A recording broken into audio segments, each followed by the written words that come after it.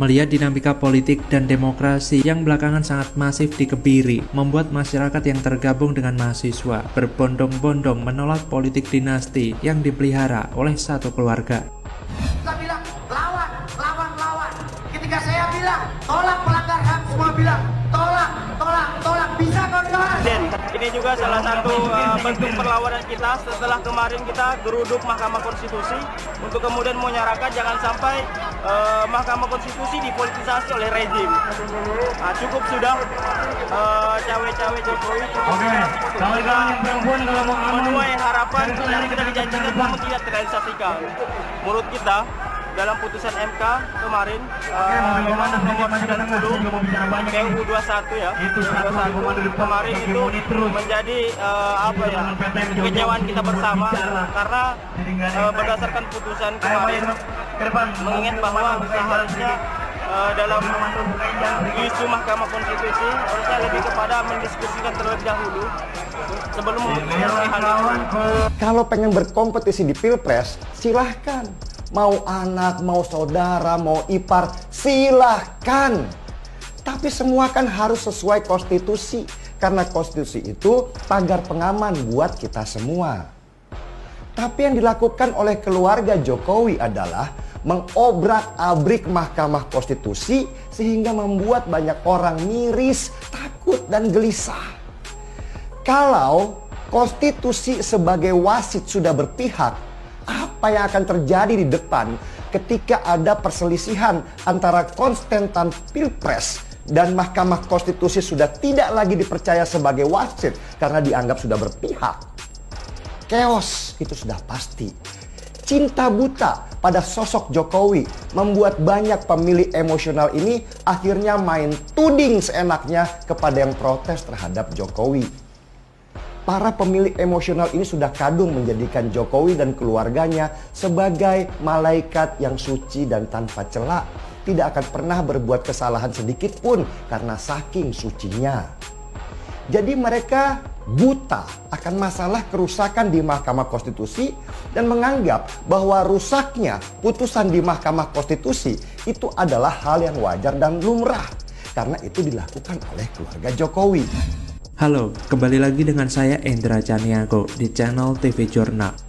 Mahasiswa dan rakyat sudah muak, gelar mimbar demokrasi diisi Jogja tolak politik dinasti. Prabowo dan Pak Lurah makin gak berkutik, pusing.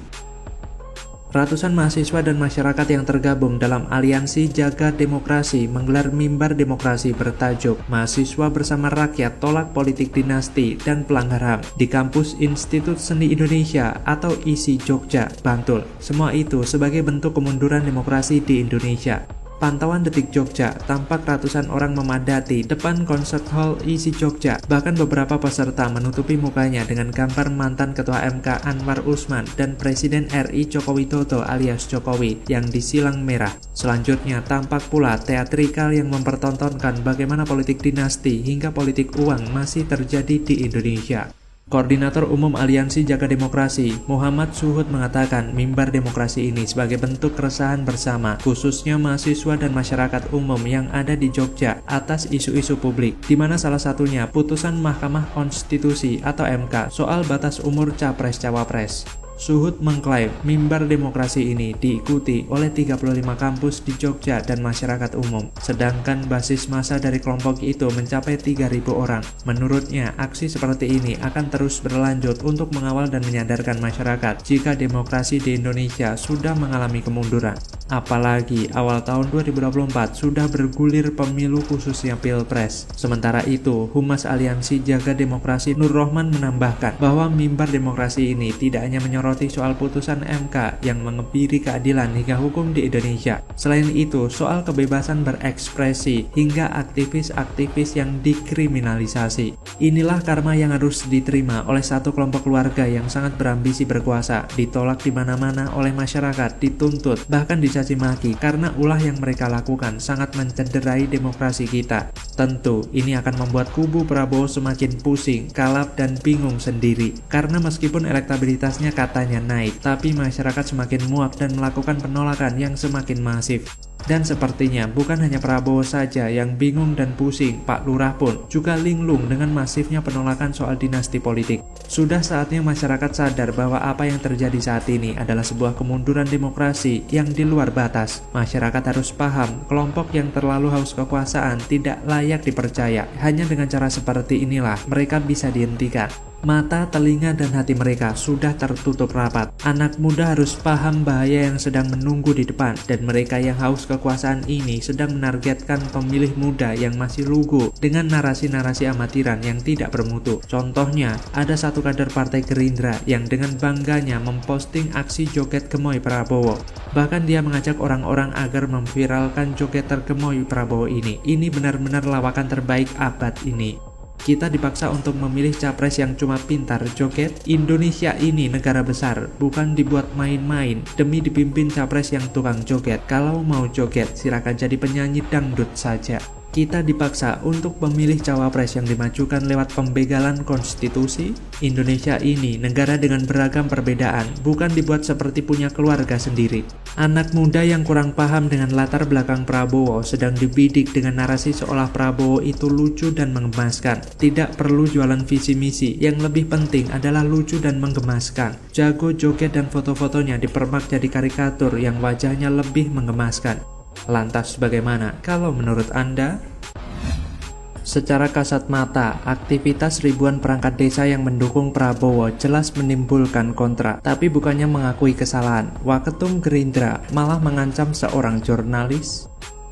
Iya, silakan dilanjutkan. Tidak suka dipotong. Jadi tidak suka ada memotong. deklarasi dukungan? Nggak ada.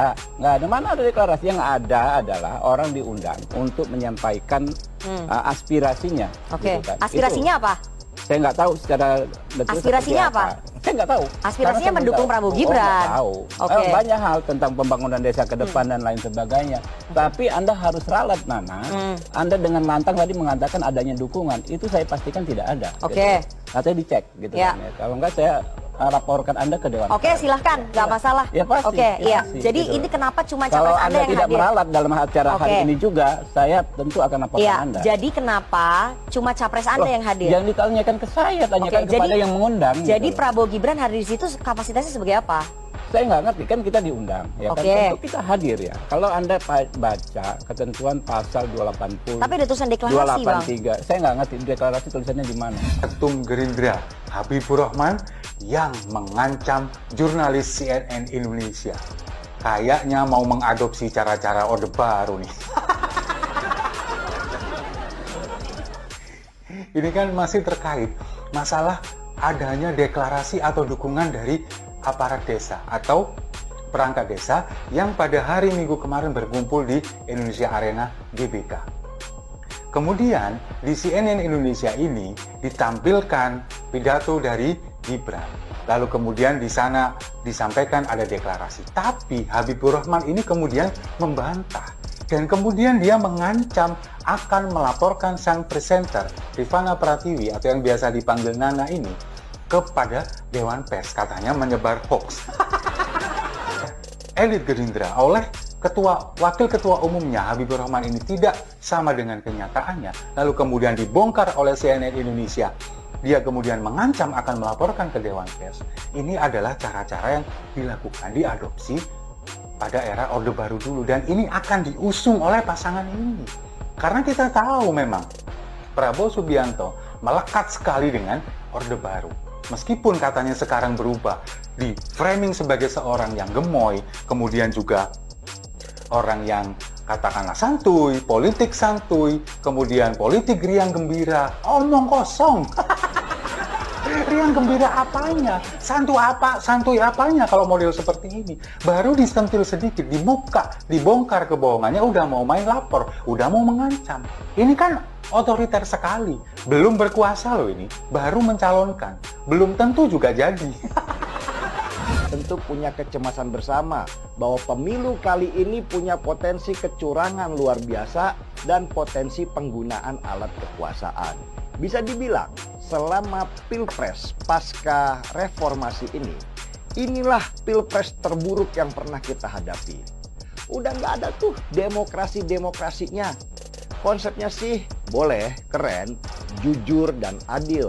Tetapi di lapangan yang ada terjadi intimidasi, represi, termasuk pengerahan aparat desa yang sebenarnya sudah dilarang undang-undang. Bawaslu juga diam aja, malah bilangnya itu acara silaturahmi. Halo, kembali lagi dengan saya Endra Caniago di channel TV Jurnal. Elit Gerindra main ancam lapor host TV ke Dewan Pers. Waduh, kubu Prabowo sudah main ancam. Panik ya, bohongnya kebongkar. Sebuah video kini viral di media sosial terkait pengerahan perangkat desa untuk memenangkan pasangan Prabowo Gibran adalah Wakil Ketua Umum Gerindra, Habibur Rahman, viral lantaran mengancam laporkan host TV ke Dewan Pers. Pada video itu, host TV mengatakan bahwa hal tersebut salah di mata Undang-Undang Desa yang menyebut aparat harus netral. Saya perlihatkan foto ataupun video saat Pak Prabowo dan Mas Gibran mendapatkan dukungan dari aparatur desa yang dikatakan di undang-undang ini jelas gak boleh, kata host tersebut. Namun belum selesai berbicara, Waketum Gerindra memotong dan mengatakan bahwa apa yang disampaikan pembawa acara adalah hoax. Habibur Rahman kemudian meminta pembawa acara untuk meralat pernyataannya atau jika tidak akan dilaporkan ke Dewan Pers. Video itu bahkan telah ramai dibahas di media sosial. Kata kunci Bawaslu pun jadi trending topik di Twitter. Video itu juga diunggah Geis Khalifa melalui akun Twitternya @geiskhalifa.